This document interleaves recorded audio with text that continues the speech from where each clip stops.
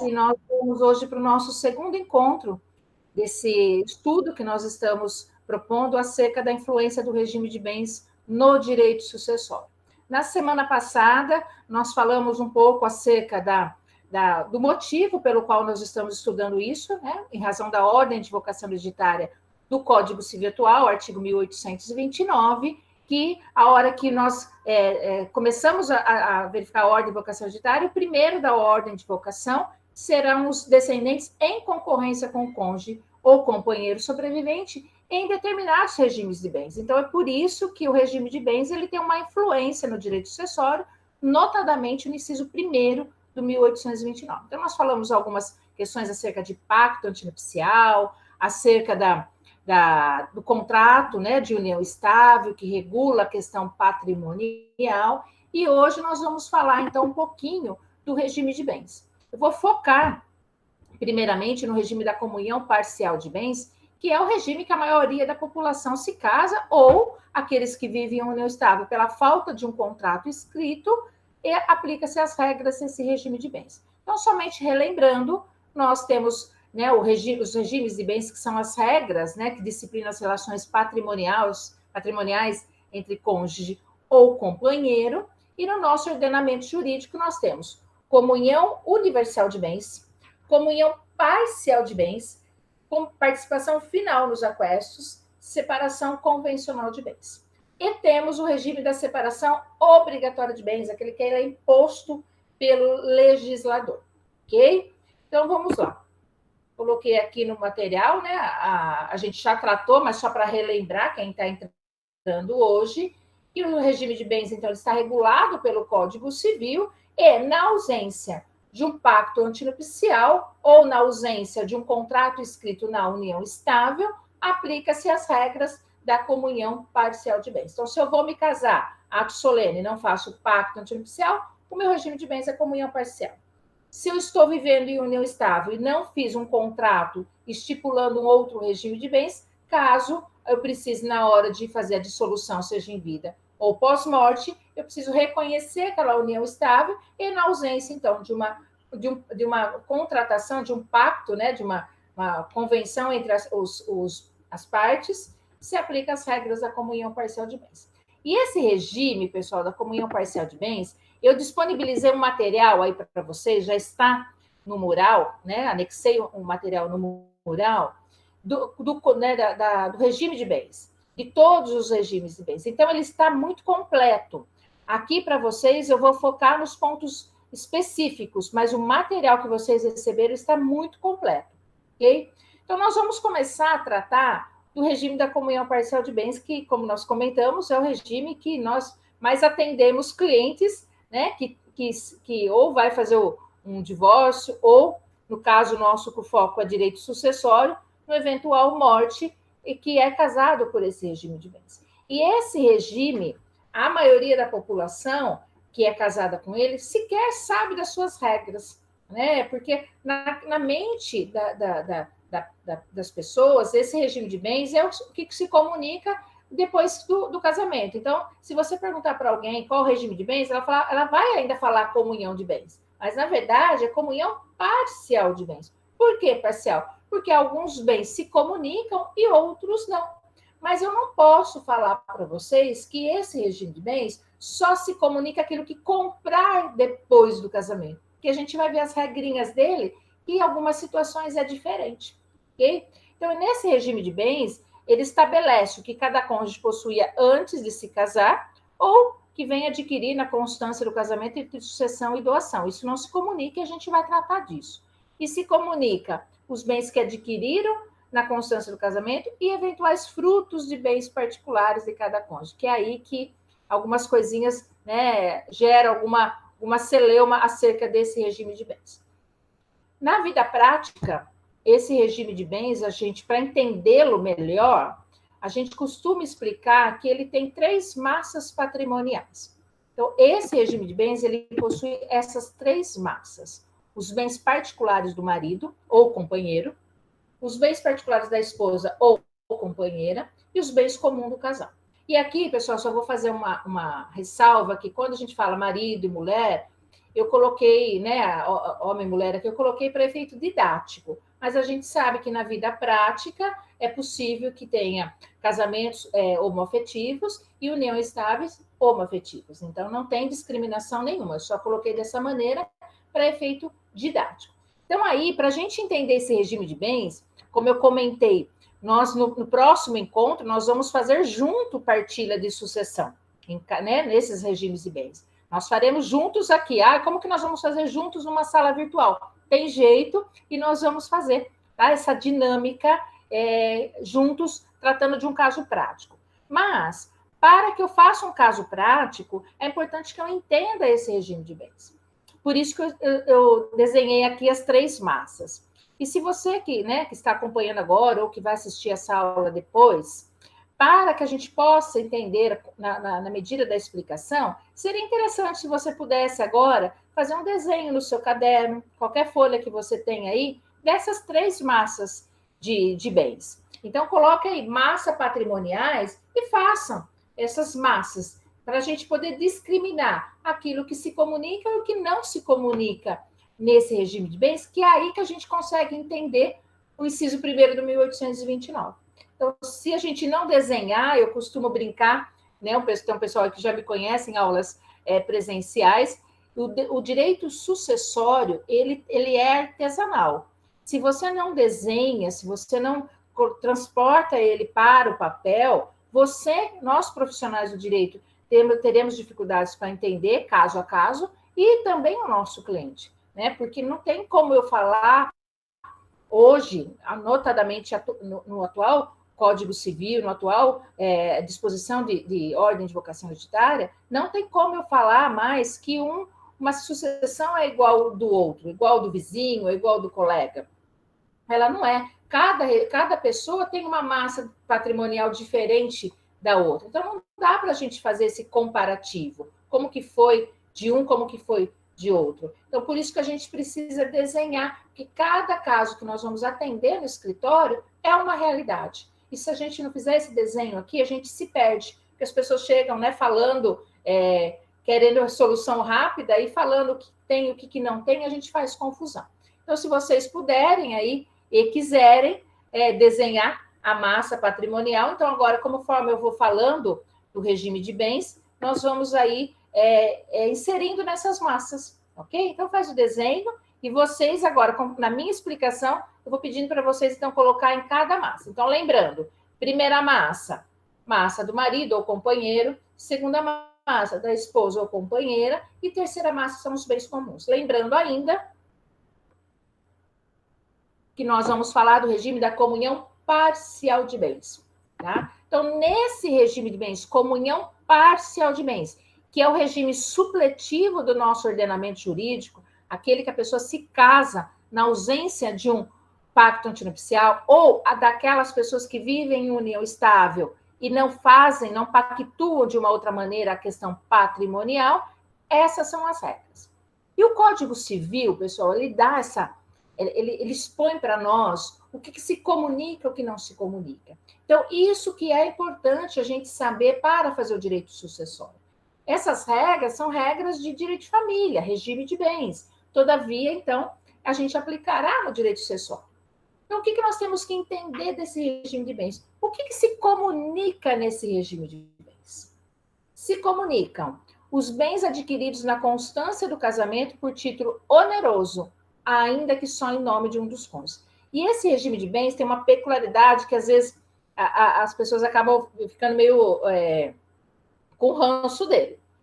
Que, na verdade, esse regime de bens, ele presume esforço comum.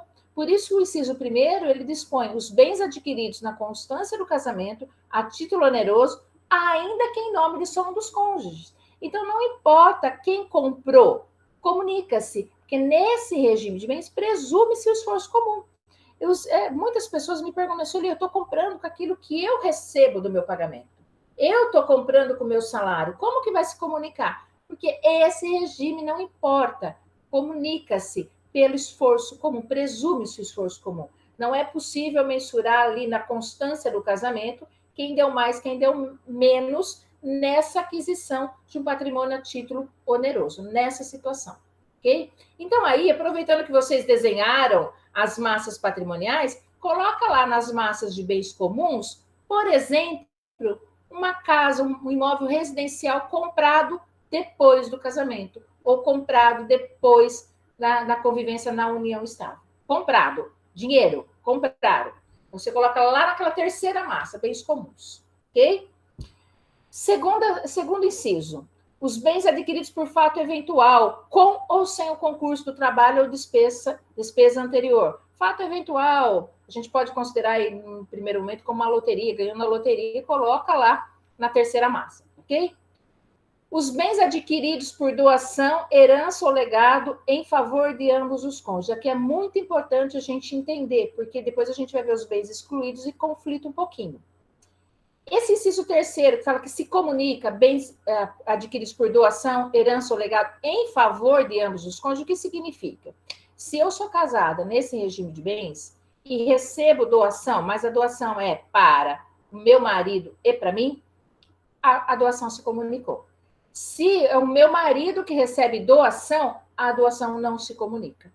Então, deverá haver pluralidade de donatário, deverá a doação ser feita para o casal, duas pessoas, e não só para um casado com o outro. E aí tem uma diferença.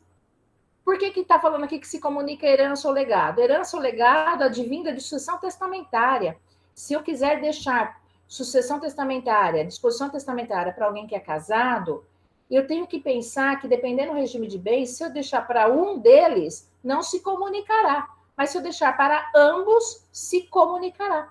Então, a sucessão legítima não tem como eu compartilhar para o casal. Mas na sucessão testamentária, eu posso deixar tudo que eu tenho para um casal, as duas pessoas, ou legados, bens individuais. E sucessão testamentária, pessoal, depois mais para frente, a gente pode até marcar um outro curso a respeito, que é muito interessante a gente saber fazer as disposições testamentárias, quais são os reflexos dela, como que a gente interpreta as disposições testamentárias, ok?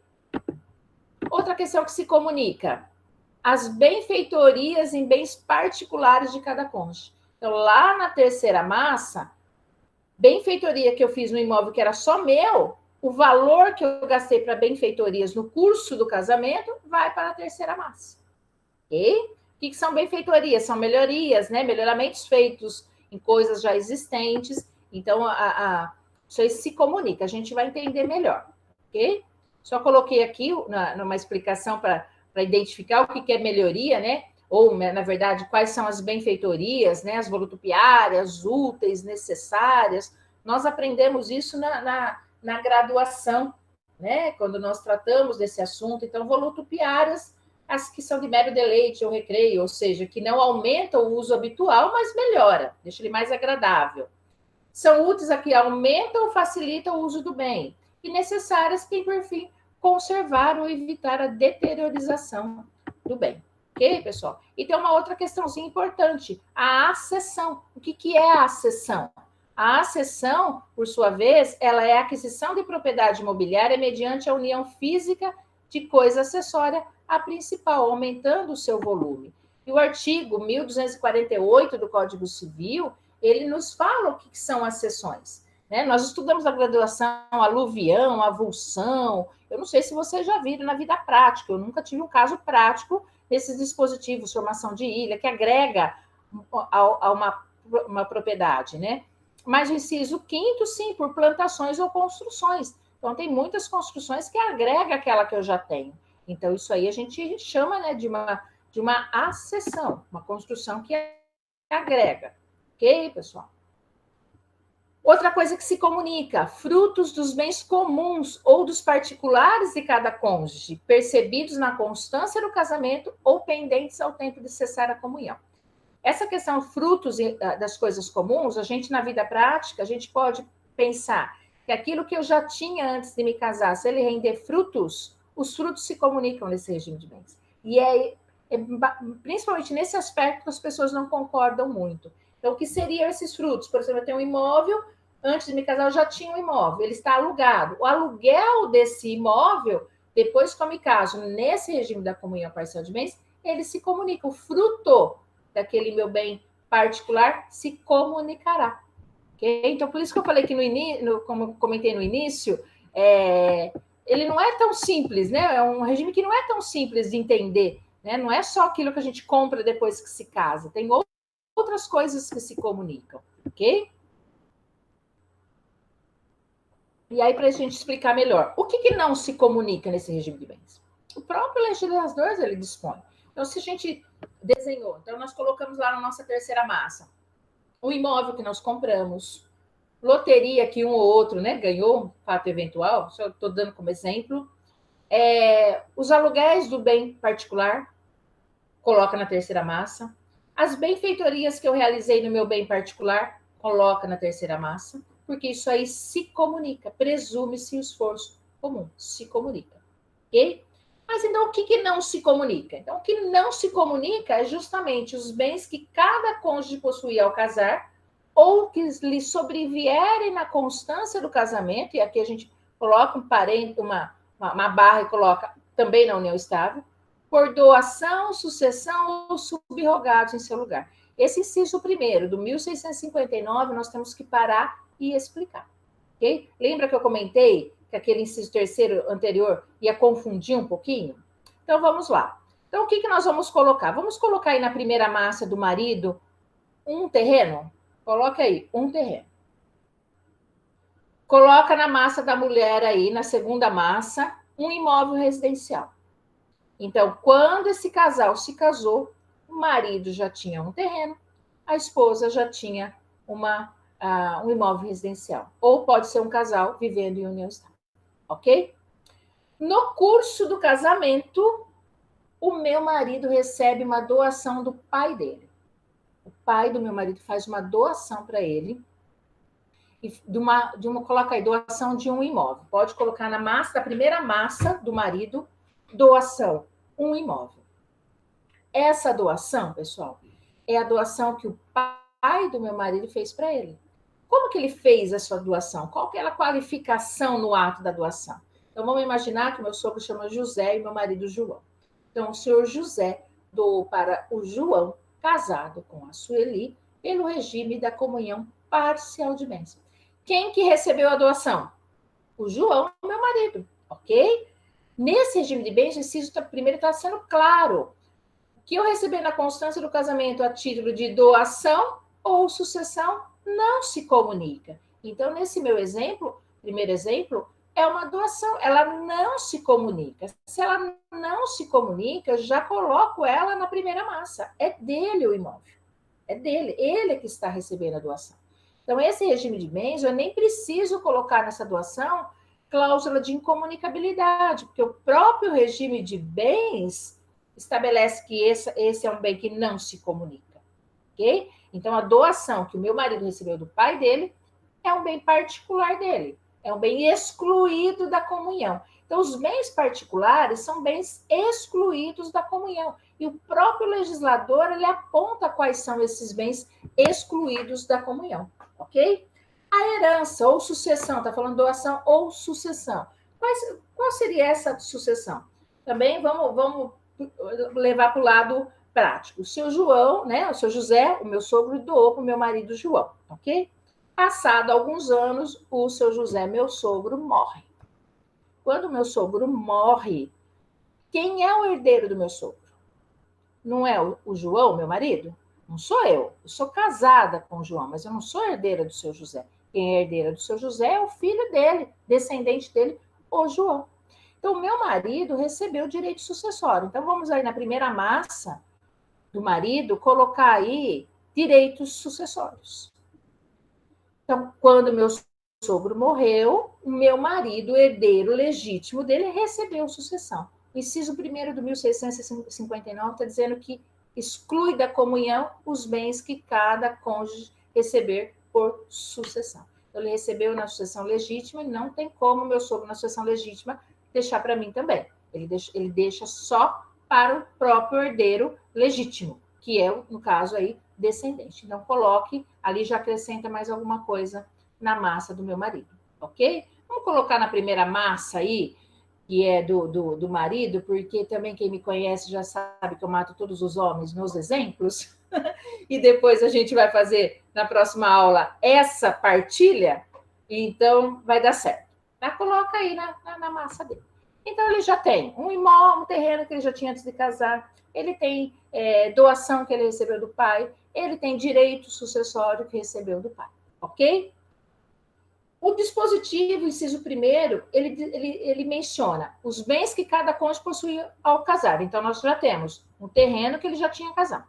Os bens que lhe sobrevierem na constância do casamento por doação ou sucessão. Então, nós temos, o João, meu marido, recebeu um imóvel de doação e depois ele recebeu o direito sucessório.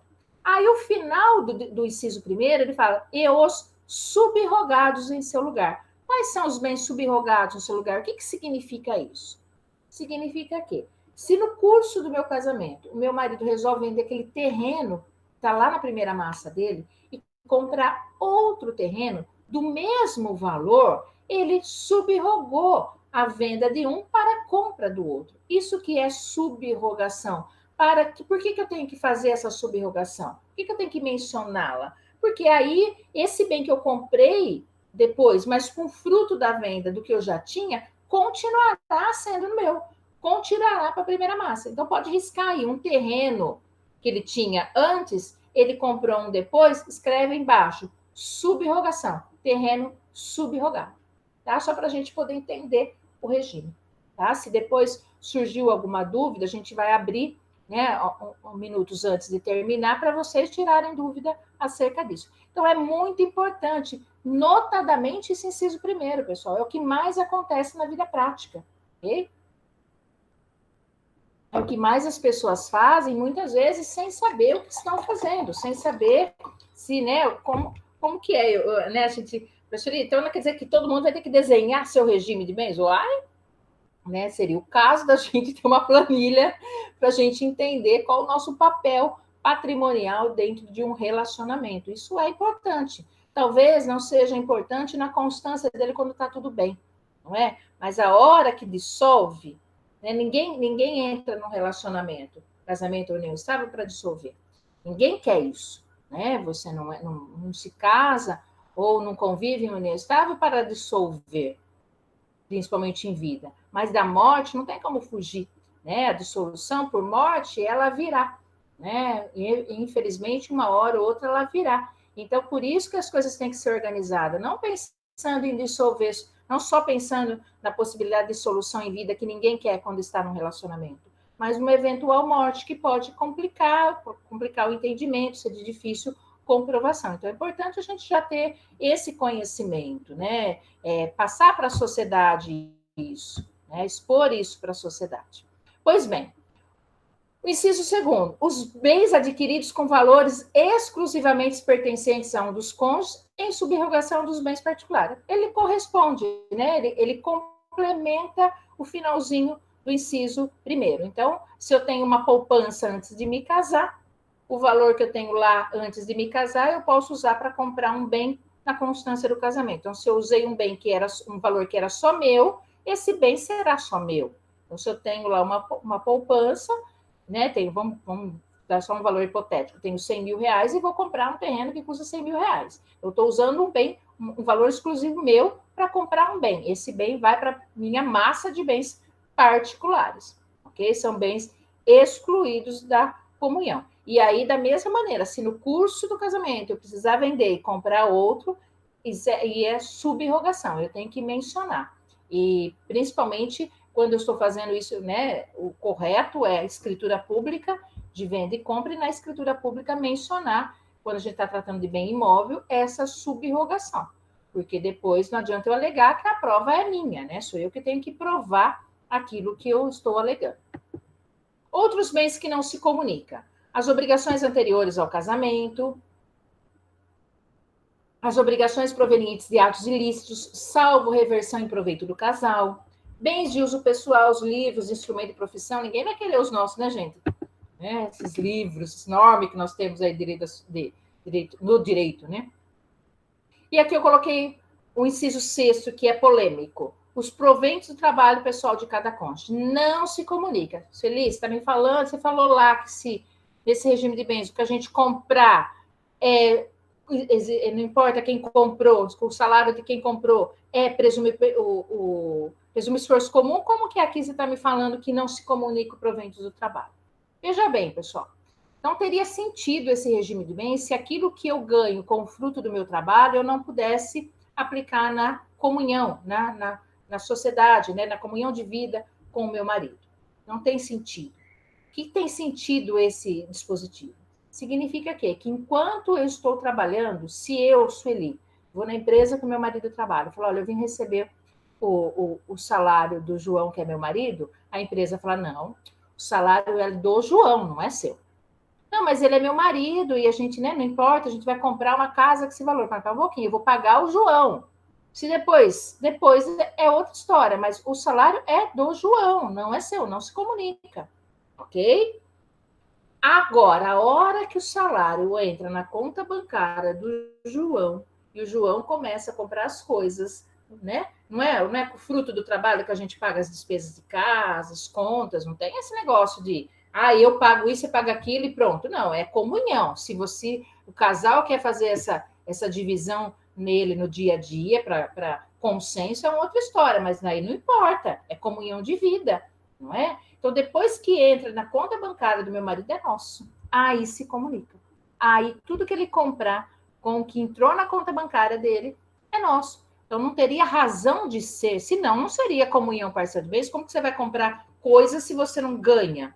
Né? Se o que ganha não se comunica. Então, não tinha razão de ser, não daria esse entendimento. Tá? Então, que fique claro isso. O salário é dele. Mas, depois que entra na comunhão, depois que entra na sociedade conjugal, ele aproveita o casal.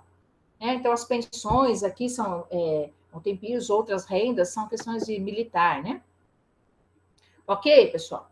Então, nesse regime de bens, é importante a gente lembrar, então, que essas regrinhas, ele dá diferença, ok? Eu vou abrir aqui, porque como é um regime polêmico, eu vou abrir aqui para vocês, o chat, para vocês verificar se vocês têm dúvidas acerca desse regime de bens. Então, lembrando, se comunica o que nós adquirimos na constância do casamento a título oneroso, os frutos dos bens particulares que eu já tinha, frutos e rendimentos, benfeitorias realizadas nos bens comuns ou nos bens particulares, se comunica. E aí, pessoal, tem uma gama de situações, né? A gente coloquei ali para vocês um terreno, um imóvel, uma coisa que você aluga, mas mesmo conta bancária, eu tenho um valor e rendeu rendimentos, se comunica, né? Então, é um regime que é aparentemente fácil, mas ele é um dos mais emblemáticos, porque, na verdade, tem inúmeras situações que comunicam, que não se comunica, que as partes sequer sabem. Surgem inúmeras dúvidas, né? Imóvel financiado. Tinha um imóvel financiado antes de me casar, e depois que eu me caso, eu continuo pagando o financiamento. O imóvel é meu? Não é. É seu. O que é seu no imóvel financiado? As parcelas que eu já paguei. Aquelas que nós pagamos na constância do casamento, o valor que foi despendido para as parcelas é nosso, mesmo porque nem eu e nem ele é dono do imóvel, está financiado, não é nosso. Né? O que nós estamos pagando? Parcelas. Né? Então, é bem emblemático esse regime de bens, por isso que eu vou abrir um pouquinho para vocês colocarem no chat eventual dúvida, e a gente depois parte para o outro regime de bens, mas esse é um regime polêmico que, como a gente vai atuar na maioria dos casos nesse regime de bens, ele tem que ser bem entendido, bem compreendido, não pode restar dúvidas, ok? Deixa eu colocar aqui, acho que não tem nenhuma pergunta ainda, mas só vou abrir aqui caso vocês queiram perguntar. Se não, aí a gente segue. Professora, eu tenho uma pergunta. Pode perguntar. A relação daquele que a senhora falou da subrogação do terreno, da primeira massa do marido. Eu fiquei na Certo. dúvida do seguinte: a senhora falou que se ele vender o terreno, ele já tem o terreno antes do casamento. Se ele vender o terreno, o dinheiro passa para a massa do casal ou fica só para ele? Então, é assim, se eu tenho, então, vamos lá na primeira massa, ele tem aquele terreno, ok? Uhum. Ele vende o terreno. Se ele vender o terreno e ele não fizer nem, né, não demonstrar, não abrir, colocar numa conta bancária junto com a esposa e não deixar isso mencionado em nenhum lugar, ele vai se misturar. E aí depois é difícil para eu provar, entendeu? Se Entendi. eu declaro imposto de renda, vendo aquele terreno, dou saída e deu entrada, eu tenho prova do dinheiro que entrou, que é meu. Mas é esse cuidado que nós temos que ter para não misturar. Então, na prática, não se mistura. A questão mais difícil é as pessoas que não fazem prova. E aí, depois, eu não consigo, né? Mensurar. Mas, por certo, aquilo que eu vendo, um bem que eu vendo, que eu tenho antes de me casar, o dinheiro continua sendo meu. Tá? A gente só não Mesmo pode você deixar pagou, margem. mesmo que você ganhou valor a mais com ele. Então, aí que mesmo que ganhe um valor a mais. Por quê? Valorização do bem não se comunica. O que se comunica, a valorização, eu tenho um terreno hoje, tá? Vale 100 mil.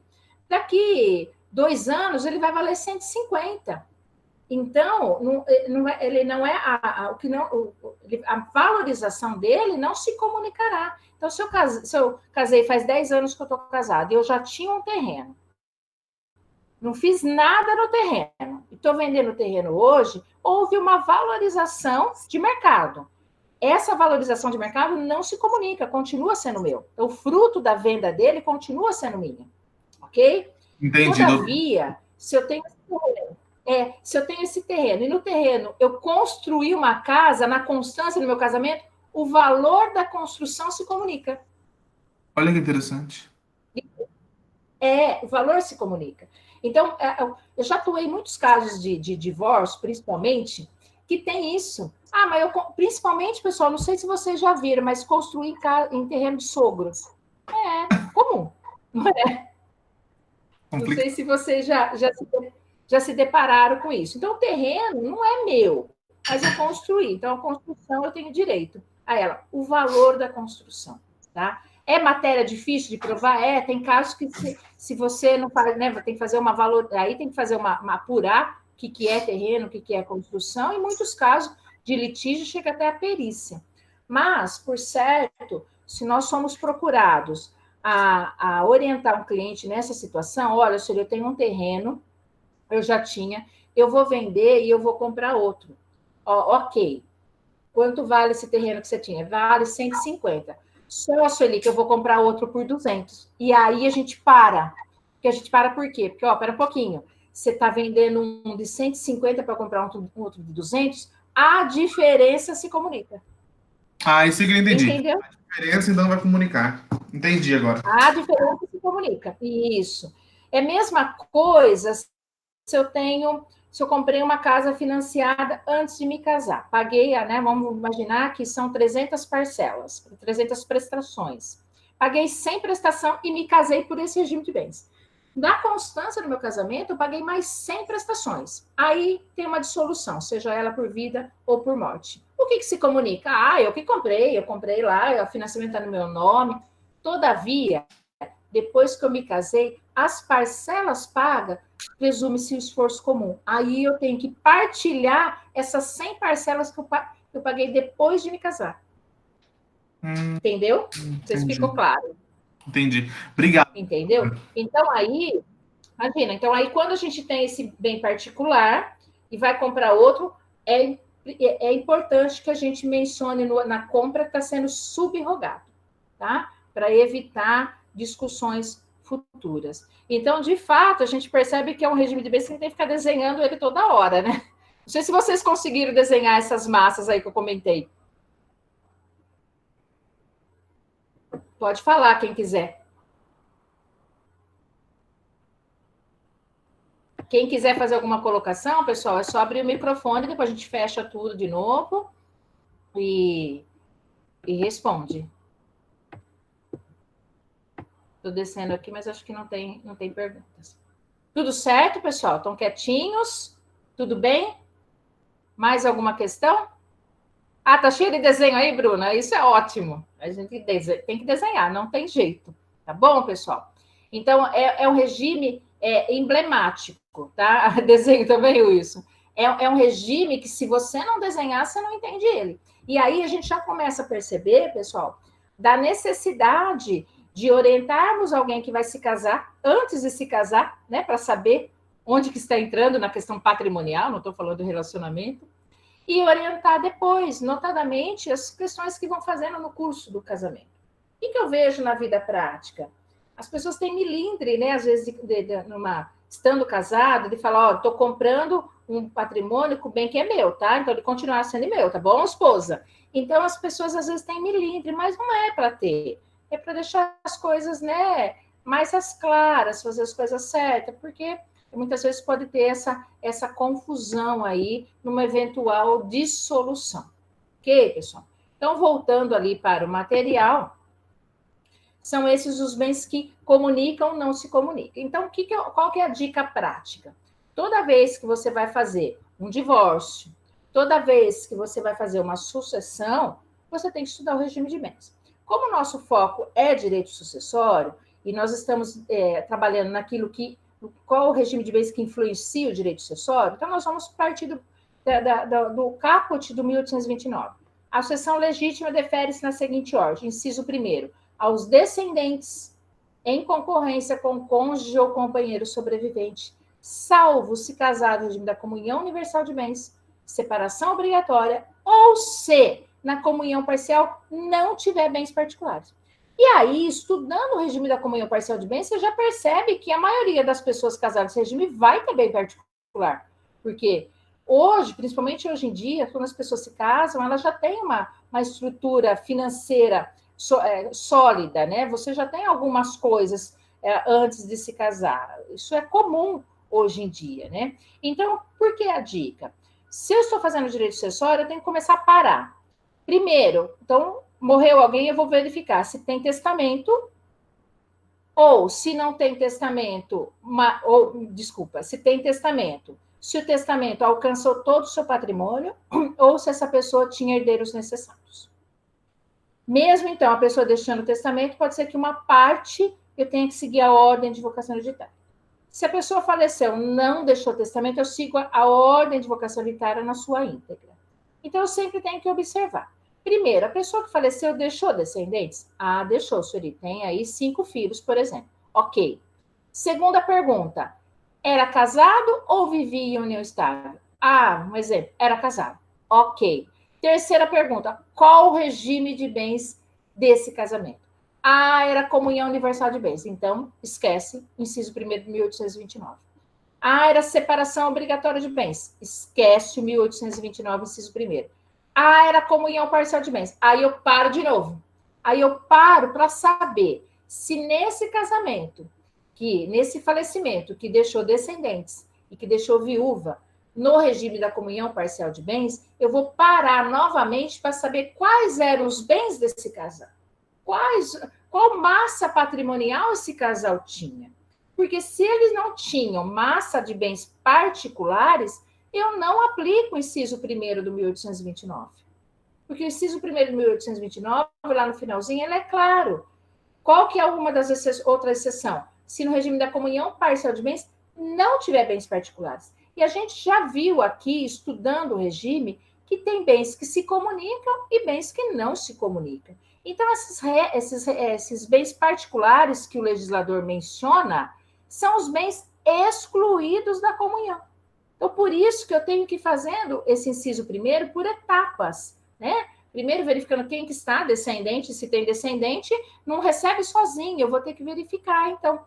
E aí, o regime de bens, se é a comunhão parcial de bens, eu paro novamente e vou pedir para o cliente trazer toda a documentação de todos os bens que eles possuem, para que eu possa distribuir nas massas patrimoniais, para que eu veja, então, o que é bem comum e o que é bem particular. O que é bem comum, pessoal, o próprio regime dispõe. Comunica-se. Se comunica, na hora que eu dissolvo, o que eu encontro? Meação. Então, nesse regime de bens, tudo que está lá naquela terceira massa que eu pedi para vocês irem acrescentando, existe a meação na hora do rompimento, seja ela em vida ou pós-morte. E meação não se confunde com sucessão.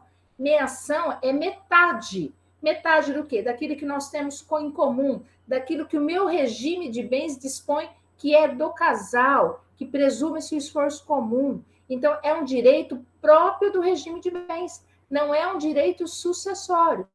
Então, meação não é sucessão, meação é própria do regime de bens. E meação, eu só encontro ela na terceira massa, na massa dos bens que o legislador falou que se comunica, ok? E aí, se eu encontrar, então, fazendo a triagem daquele meu cliente, essa terceira massa, eu já sei que ali é meação. O que era do falecido? O que é, então? O que era do falecido transforma-se em herança, mas estando essa herança na terceira massa, a herança dele vai só para os descendentes, ok? De outra maneira, se falece uma pessoa e a hora que eu vou fazer essa triagem, eu verifico que lá na primeira massa dela tem um terreno, eu achei bens particulares. Então, aí separa novamente para verificar quantos filhos deixou, se são filhos comuns, se são filhos exclusivos, que é esse exercício que eu pretendo fazer com vocês na próxima segunda-feira, juntos aqui para a gente entender. Então, eu consegui ser clara nesse aspecto. A gente não tem como fazer, esse regime comunica, esse regime não se comunica. A gente vai lendo o dispositivo, inciso 1º do 1829, e fazendo as exclusões, as restrições a gente vai tirando de lado. E a hora que para, principalmente nesse regime de bens, a gente, então, tem que parar novamente para desenhá-lo. E a gente percebe, pessoal, eu vou tratar depois da comunhão universal de bens, mas a gente percebe que o legislador nada falou da separação convencional de bens e da participação final dos aquestos. E também são regimes de bens que eu posso optá-lo através de um pacto antinupcial ou mesmo no meu contrato de união estável. Então, ele pode existir no relacionamento.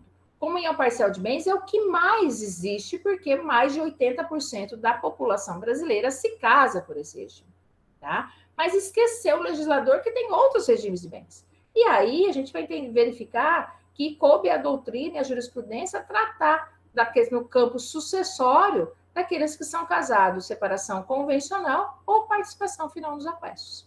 Ok? A gente vai fazer também esse avanço aí nesses regimes de bens.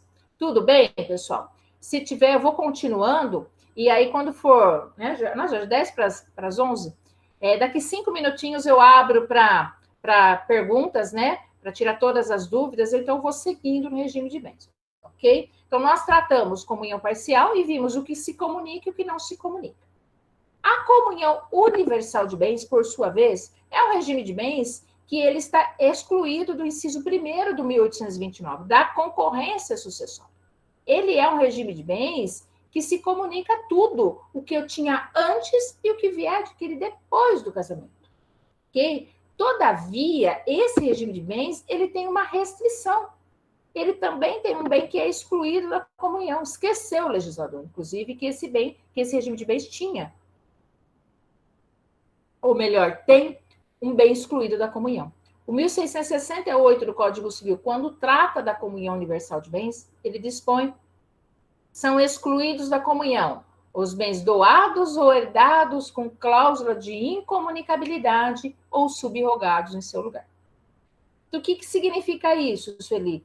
Qual que é essa regra? Você não está me falando de comunhão universal de bens, tudo se comunica? Tudo se comunica. Todavia, se o meu sogro José quer doar um imóvel para o meu marido João,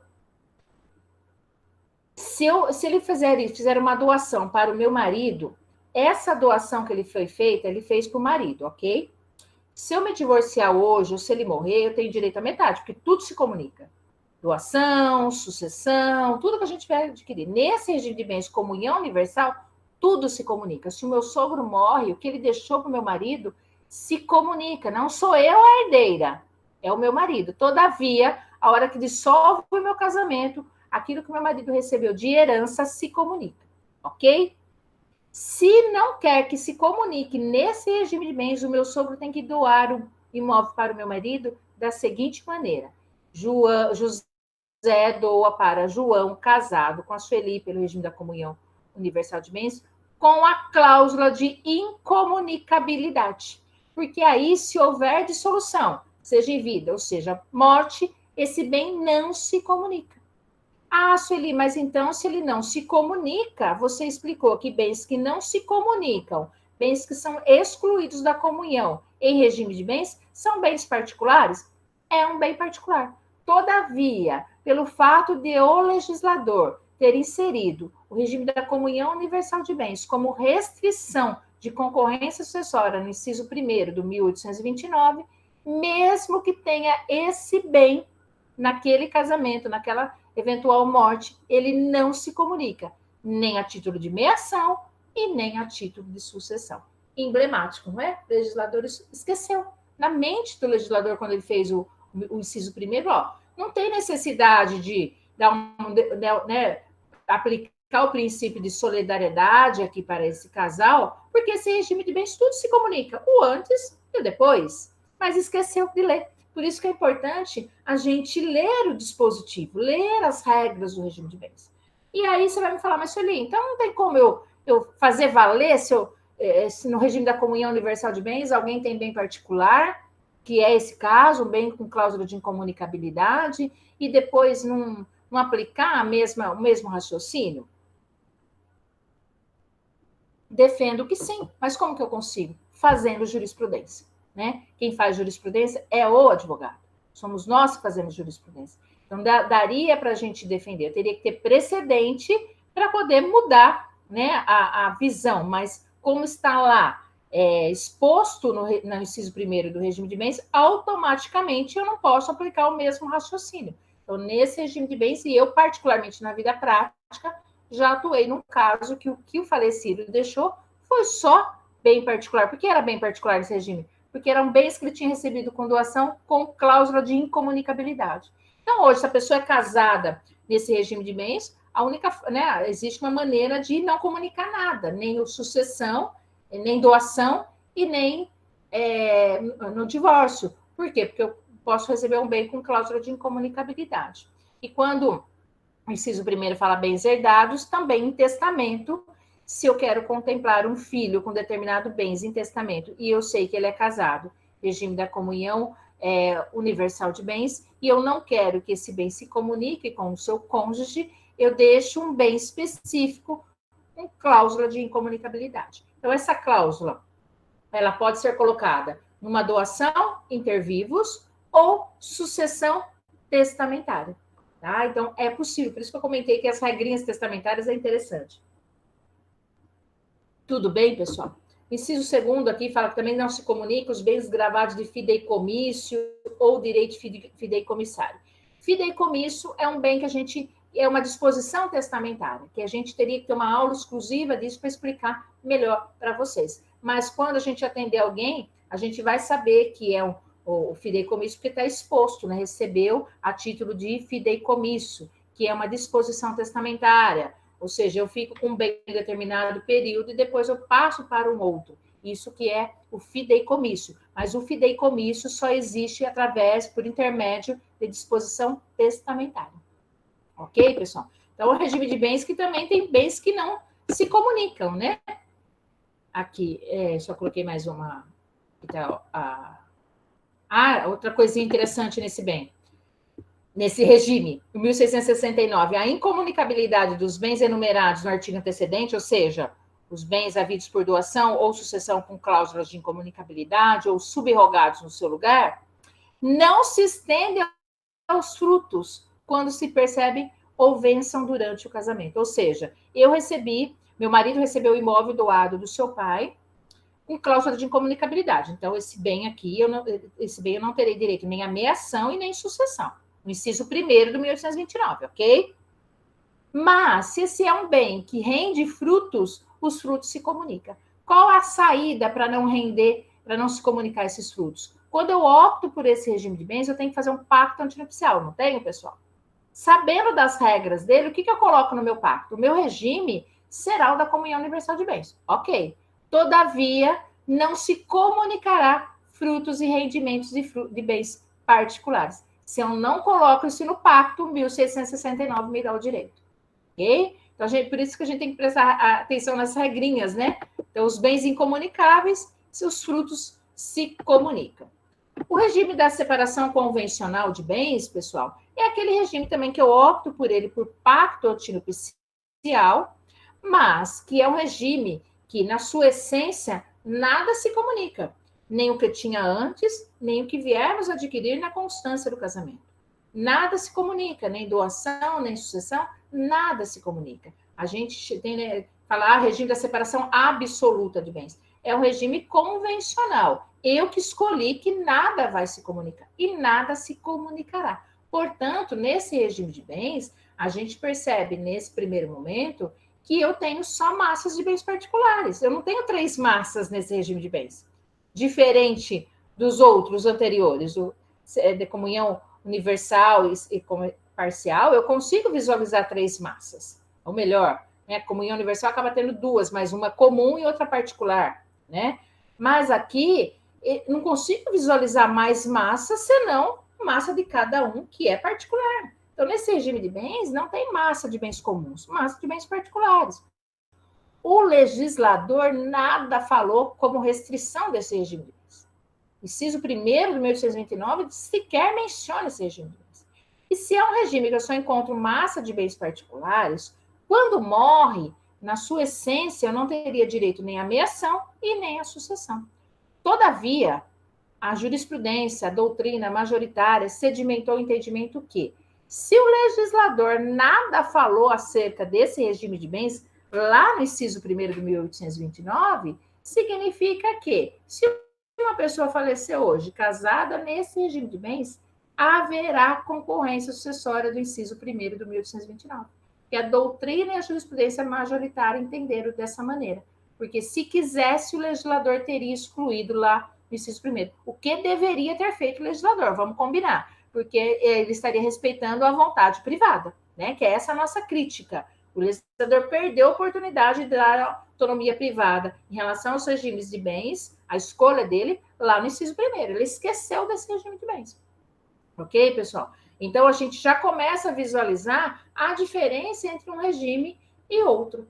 Tá? Então, esse regime de bens, muito embora não esteja falando lá no 1829, inciso 1º, como restrição, ele acabou sendo um entendimento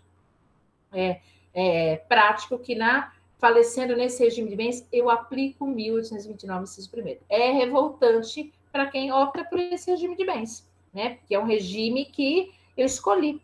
Diferente, pessoal, eu já vou abrir aí para dúvidas, mas diferente é o regime da separação obrigatória de bens. Vocês estudando o material mais complexo que eu mandei para vocês, a gente percebe que o regime da separação obrigatória de bens, lá do 1641 do Código Civil, é aquelas pessoas que se casam com inobservância das causas suspensivas do casamento e aquelas pessoas com mais de 70 anos. Dessas pessoas, a lei impõe a separação obrigatória. Quando a lei impõe a separação obrigatória, o legislador lá no 1829, inciso 1º, falou, olha, as pessoas casadas, o regime da separação legal de bens, que é esse obrigatório, não haverá concorrência sucessória.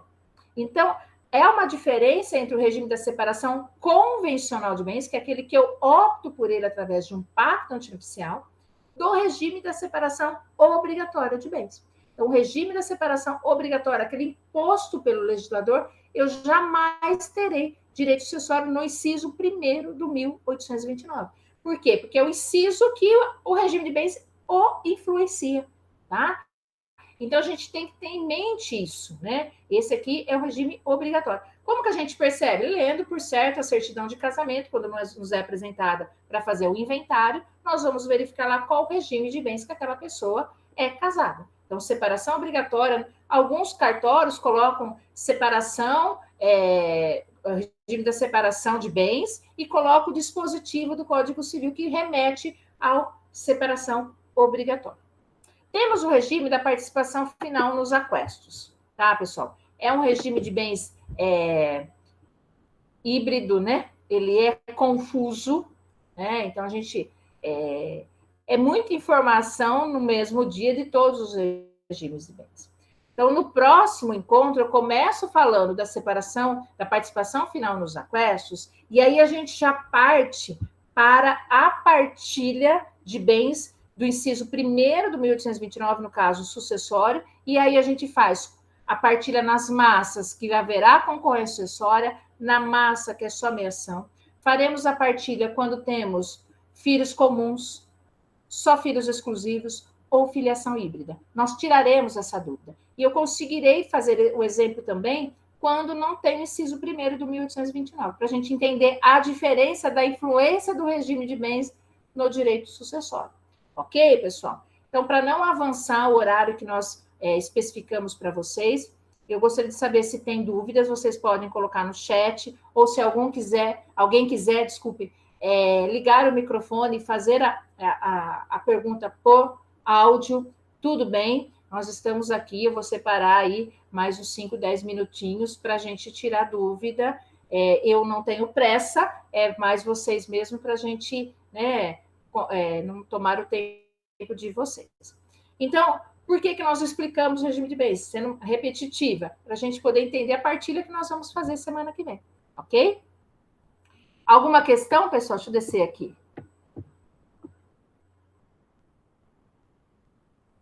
Quiserem ligar o microfone para falar? Ficou claro a diferença? Vocês conseguiram? Deixa eu perguntar para vocês, para a gente poder pensar num próximo curso. Inclusive, pessoal, aproveitando, nós vamos ter uma pós-graduação aí na TAMI Cuiabá.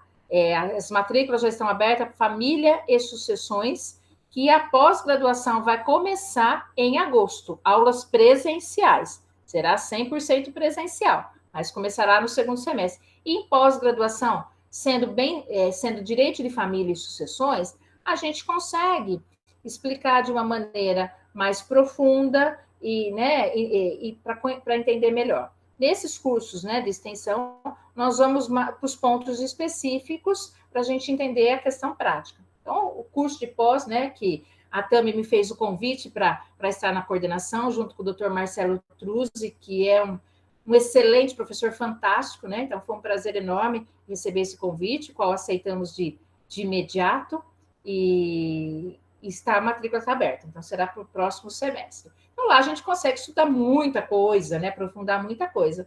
Mas aqui eu estou procurando passar de uma maneira para que vocês consigam trabalhar nesse período aqui, caso haja algum cliente, né? Porque nós estamos aí vivendo esse período de pandemia, de distanciamento social, mas graças a Deus nós temos trabalhos aí de diversas situações no meio jurídico, né? E, infelizmente, no campo sucessório é o que mais nós temos celeumas, principalmente relacionado ao regime de bens. E a gente já, depois vocês pensem se vocês conseguiram, então, visualizar a necessidade de um planejamento sucessório, né? De já aprender mais coisas para um planejamento sucessório, notadamente aí quando as partes são casadas ou vivem em união estável, e a gente vai ver na próxima aula, fazendo a partilha, que a necessidade ela é muito maior ainda quando a filiação é híbrida,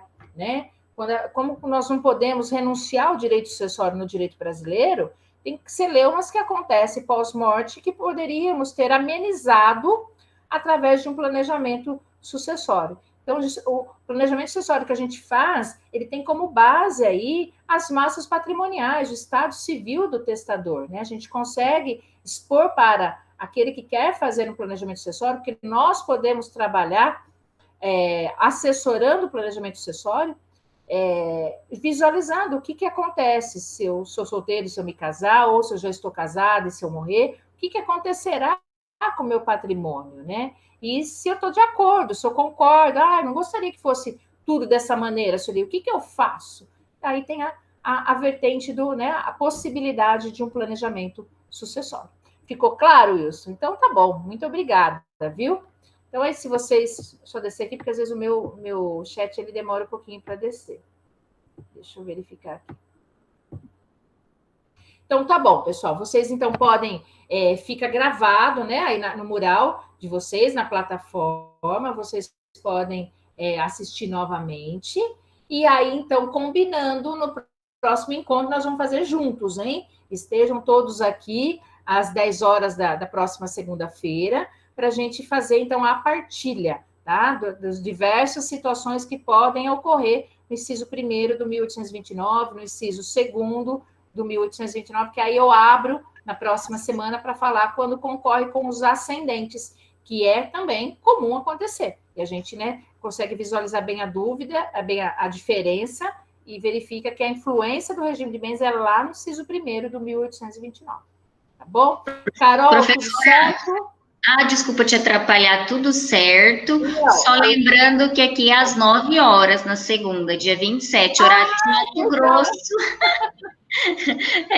Eu esqueço toda vez, Carol, eu esqueço, perdão. Não, vamos deixar, senão o pessoal esquece. Muitos pediram desculpa, me chamaram aqui, mas eles vão ver o vídeo que está gravado, vão receber o link daqui a pouco. Sim, muitos nesse horário estão trabalhando, estão com criança em casa. Sim. Então, na próxima segunda, é 9 horas, horário de Cuiabá. Isso. Tá. Obrigada, professora, e os alunos que participaram. Uma boa semana para todos.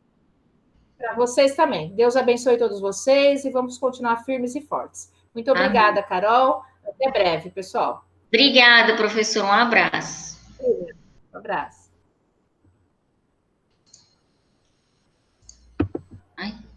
Eu cliquei aqui.